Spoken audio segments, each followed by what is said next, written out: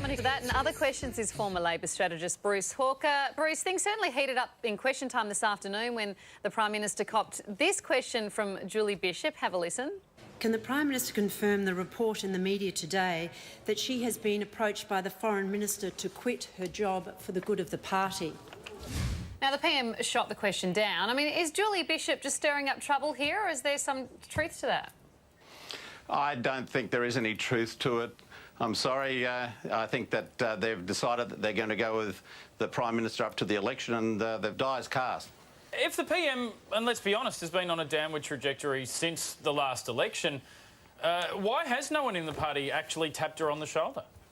Well, someone did go and tap her on the shoulder, and that was Simon Crean, and she sacked him. So they probably got a big message out of that. Yeah, because Simon tapped her on the shoulder because he thought that Kevin was behind him, and he turned around and Kevin was gone. Yeah, exactly. Now, Bruce, what did you make of Joel Fitzgibbon's comments on Breakfast TV this morning? He was being a bit cheeky, wasn't he?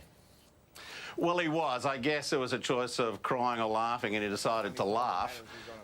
When you get confronted with numbers like that, I don't think Shane Warne or Stuart McGill could have spun him out of that one. So I think they just decided it was best to have a bit of fun. Mate, there was Labor politicians going rogue all over the place today. Check out this outlandish statement from Doug Cameron. No, the polls never surprise me. I think the polls are what the polls are. We've got a huge mountain to climb. We are, in my view, the underdogs going into the election. An amazing view to have when you're 18 points behind, isn't it? Yeah. Well, I think that's absolutely true. You know, they're in big trouble at the moment, and they're just going to have to fight like Kilkenny cats to have any chance of pulling back some of these seats. It's very grim for the party right now. Well, is it too grim? Should they save their advertising money and just give the election to Abbott and not even bother holding it? No, I think the Australian people are going to want to have a say in this thing. And, of course, you know, Tony Abbott is not the most popular politician in Australia. Kevin Rudd is. And he's not even the most popular politician in his own party. Malcolm Turnbull is. So Tony Abbott is somebody who they can take a lot of skin off if they really want to go after him. But they need to be focused and they need to be disciplined. And so far they haven't really shown a lot of that. Now, if the writing is firmly on the wall and Julia Gillard will lose in September, can we honestly expect to get the best out of her and other Labor MPs that are potentially going to lose their jobs? Because I was once a shelf stacker at Coles, and when I knew I was going to lose my job, I just couldn't be trusted to get those cans in a straight line. Is it the same for her?